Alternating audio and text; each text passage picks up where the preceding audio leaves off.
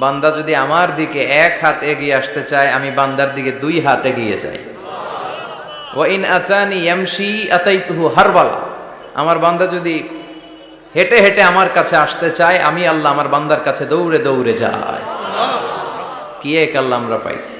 ফাযকুরুনি ওয়াশকুরুলি ওয়ালা তাকফুরুন, আমার স্মরণ করো, আমিও তোমাদের স্মরণ করব। এজন্য আল্লাহ বলেন শুকরিয়া করো, নেয়ামত বাড়িয়ে দেব।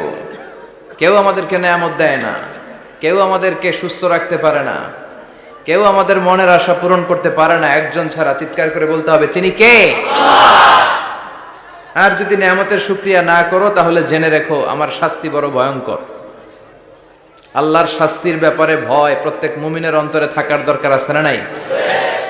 তুফান যখন আমরা দেখি, জলোচ্ছ্বাস যখন দেখি, ভূকম্পন যখন দেখি, থান্ডার বজ্রপাত যখন দেখি,